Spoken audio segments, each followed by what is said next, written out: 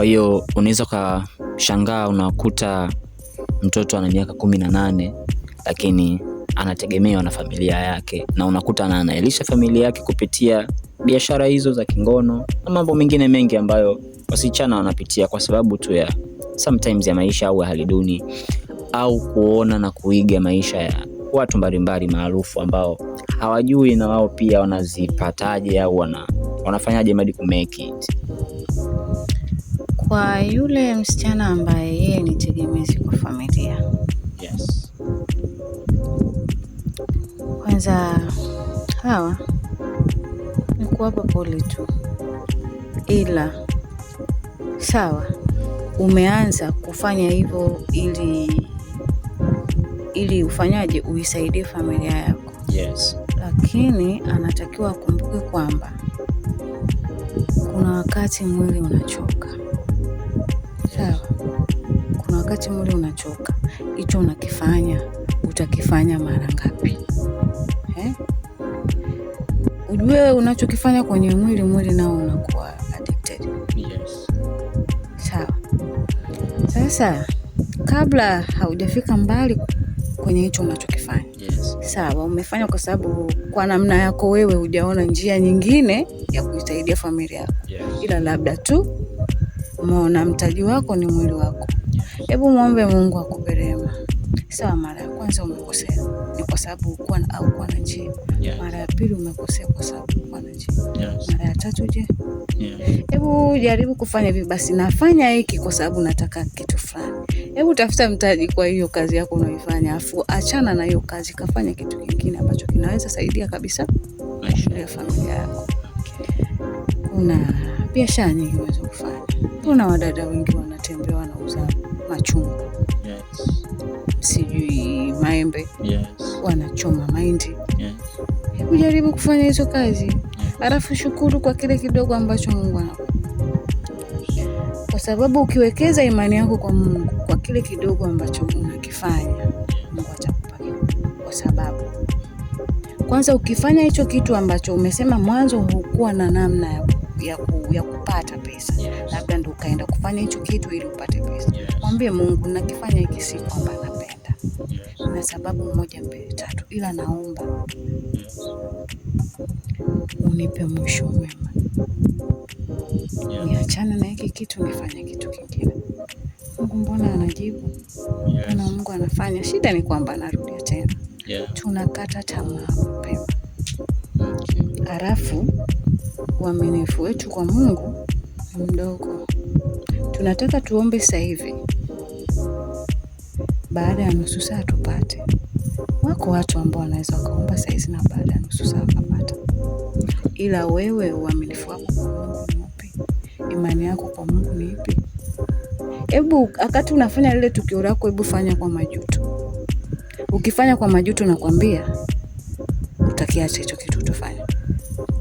Itatokea namna tu ambayo Mungu anaweza kukusaidia ukapata pesa, na si kwa njia hiyo ambayo unafanya. Kwa wale ambao wanatamani tu maisha ya watu wengine. Yes. Sio kwamba ana shida sana, ila anatamani tu kwa mtu fulani. Yes. Hao ndio wale wadogo zetu ambao ukisema unamshauri kitu hawezi kukuelewa. Atakwambia umepitwa na wakati, au wakati wako wewe ukiwa kama mimi unafanyaje? Yes. Umeelewa? Kwa mtakuwa na mtafaruku fulani. Hebu tuseme tumwache, sio dunia, tuache walimwengu wafundishe. Okay. Wanadamu wenzie wenye akili kama zake wafundishe. Maana ndo watu ambao watakutana nao. Okay. Wewe unajifanya chizi, unajifanya mwigizaji, na wao wanakuigizia. Okay, sasa nina kitu tu cha mwisho cha kumaliza ambacho ni kama kodi ambayo natamani nijue kwa kupitia wanawake. Hivi unaweza ukanipa kodi 3 ambazo mwanaume anaweza asiachwe akizifanya na mwanamke wake? Kodi 3 ambazo mwanaume anaweza akazifanya ili mwanamke wake asimwache. Ya kwanza, toa pesa. Sasampa. Pili, mpende. Okay, ya pili mpende. Ya tatu, msikilize. Kwa nini nilisema toa pesa? Yes. Lisi ni mwanamke wako? Yeah. Atapata wapi pesa? Atapata wapi pesa? Mwanamke sometimes ni kama maua. Yes. Usipomwagilizia maji atanyauka. It's true. Usipomwagilizia maji anafanya yananyauka. Tafuta, haijalishi unatafutaje, ila narudia tena. Hata kwa wanaume. Watafute pesa kwa njia ambazo zinampendeza Mungu, afu Mungu anaweza akaweka mkono wake wa baraka pale. Iwe unabeba kokoto, unaokota makopo ili ukauze, au unafanya kazi ofisini, usiwe mchoyo. Kwa sababu gani nasema hivyo?